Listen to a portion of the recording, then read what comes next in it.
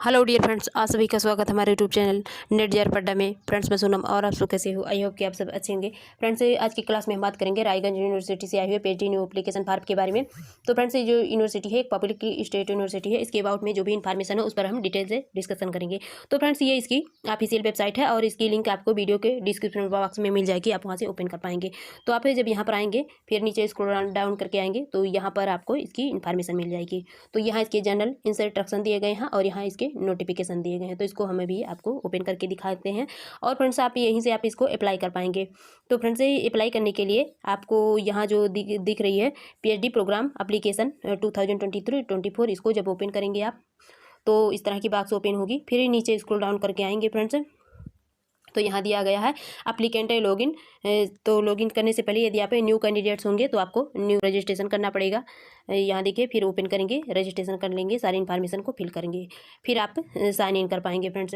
तो चलिए इसकी इन्फॉर्मेशन पर हम बात करते हैं।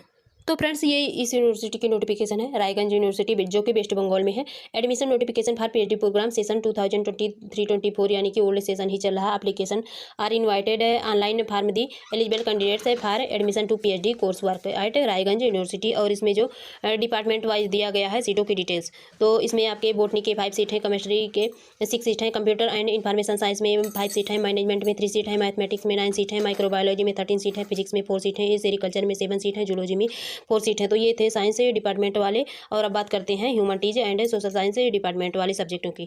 तो इसमें दिया है बंगाली में 2 सीट है, कॉमर्स में 10 सीट है, इकोनॉमिक्स में 6 सीट है, इंग्लिश में 7 सीट है, जियोग्राफी में 5 सीट है, हिस्ट्री में 2 सीट है, लॉ में 7 सीट है, फिलोसफी में 4 सीट है, पॉलिटिकल साइंस में 9 सीट है, संस्कृत में 6 सीट है और सोशियोलॉजी में आपके 5 सीट है। और इसमें एलिजिबिलिटी क्राइटेरिया भी वही दिया गया है कि आपका पीजी विथ 55% के साथ होना चाहिए। और यदि आप SC ST OBC EWS category के हैं तो आपको इसमें 5% की रिलैक्सेशन मिलेगी। और ऐसे कैंडिडेट्स जो एमफिल क्वालिफाइड किए हैं तो वो भी इस फार्म को अप्लाई कर सकते हैं। और इसमें एप्लीकेशन फीस की बात करें तो इसमें 3 तरह के एप्लीकेशन फीस दिया गया है।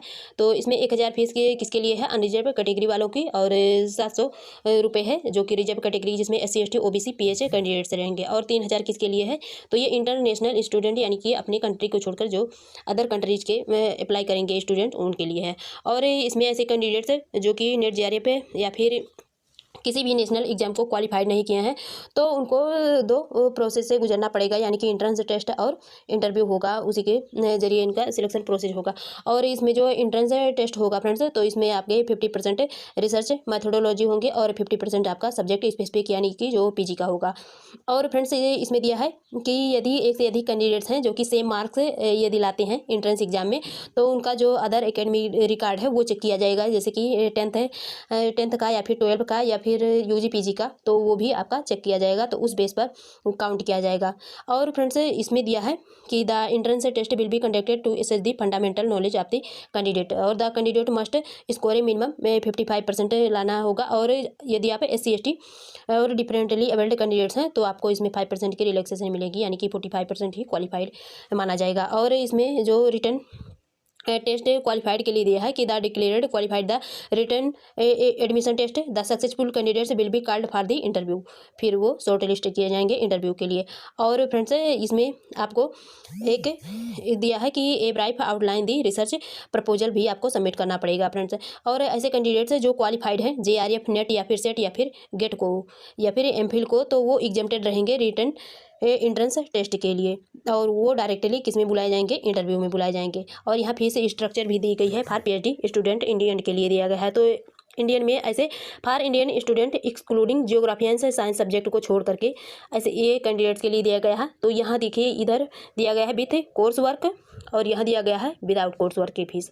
तो यहाँ टोटल आपके जो कोर्स वर्क की फीस है तो वो 22,850 है और विदाउट कोर्स वर्क के आपके 12,850 हैं। अदर फीस यहाँ भी दिए गए हैं। तो अदर फीस में आपके प्री रजिस्ट्रेशन फेज में है और during registration and pre submission phase में वाले फीस हैं। और बात करें यहाँ नीचे दिया गया है, ये भी इंडियन स्टूडेंट के लिए दिया गया है फ्रेंड्स, पर इसमें जियोग्राफी एंड साइंस सब्जेक्ट वाले कोर्स वर्क के लिए फीस दिया गया है। तो इसमें भी आपके 2 तरह की फीस हैं, विद कोर्स वर्क फीस और विदाउट कोर्स वर्क फीस। इसमें भी जो कोर्स कोर्स वर्क फीस रहेंगे टोटल आपके, तो इसमें आपके 25,600 हैं, और जो विदाउट कोर्स वर्क की फ़ीस है तो 12,850 हैं। अदर कोर्स वर्क फीस इसमें भी दिए गए हैं, प्री रजिस्ट्रेशन फीस और during registration and pre submission fees.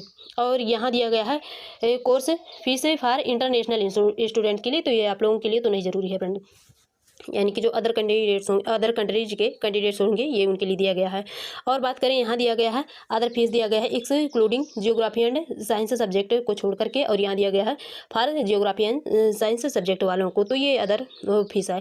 और फ्रेंड्स, इसमें कुछ कैंडिडेट्स को तो रिटन टेस्ट से एग्जाम्शन रखा ही गया है, पर इसके अलावा कुछ कैंडिडेट्स ऐसे भी हैं जिनको कि पीएचडी कोर्स वर्क से भी एग्जाम्शन रखा गया है। तो किस प्रकार के कैंडिडेट्स हैं, तो यहाँ दिया गया है एप्लीकेंट से विथ नेट जेआरएफ या फिर किसी भी एग्जाम को क्वालिफाइड किए हैं, नेशनल एग्जाम को, तो पीएचडी रिटन टेस्ट से क्या है एग्जाम्शन है। और एप्लीकेंट से qualified in PhD entrance test with MPhil and PhD course work, तो पीएचडी कोर्स क्या है वो एग्जाम्शन है। इसके अलावा कैटेगरी आप एप्लीकेंट से के लिए दिया गया है नेचर आप admit card to be downloaded, applicants without NET JRF NET select SET GATE and MPhil admit card for written test के लिए वो डाउनलोड करेंगे। और applicants qualified in PhD written entrance test and applicants without NET JRF NET SET GATE and MPhil, तो वो admit card download करेंगे किसके लिए, for PhD entrance test for viva voce.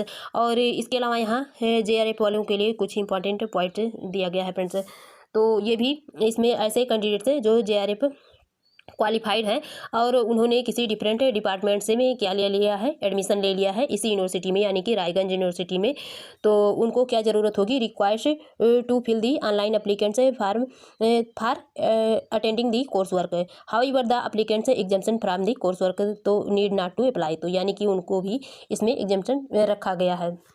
और इसके अलावा इसमें कुछ इंपॉर्टेंट डेट्स भी दे रखी है friends, publication of advertisement on the newspaper, तो ये है 9 से 10 मार्च की डेट। और commencement of admission process online, तो वो 11 मार्च से स्टार्ट हुई है और लास्ट डेट इसकी 27 मार्च है। Publication of provisional list of applicants and provision for editing for applicants, तो वो दिया है 28 मार्च तक। और स्क्रीनिंग ऑफ एप्लीकेशन वो दिया है 1 से 5 अप्रैल तक। Date for editing of applicants, तो 8 से 9 अप्रैल तक दिया है। Publication of the final list आप एप्लीकेंट्स, तो वो 12 अप्रैल तक है। तो फ्रेंड्स, इसमें इतनी इन्फॉर्मेशन थी और यहाँ भी कुछ दिया गया है इंपॉर्टेंट बात से, तो इसको देख लेना। और इसमें इतनी इन्फॉर्मेशन थी, और इस टाइम तो काफ़ी डिफरेंट यूनिवर्सिटी से नोटिफिकेशन आने लगी हैं फ्रेंड्स, तो अब हम डेली ही बातें करते रहेंगे, जो भी नोटिफिकेशन आती रहेंगी। तो फ्रेंड्स, इसमें तो इतनी इन्फॉर्मेशन थी, फिर मिलेंगे आपसे न्यू इन्फॉर्मेशन के साथ। यदि आपको मेरी वीडियो पसंद आए तो मेरे चैनल को लाइक, सब्सक्राइब और शेयर जरूर कीजिए। Thank you.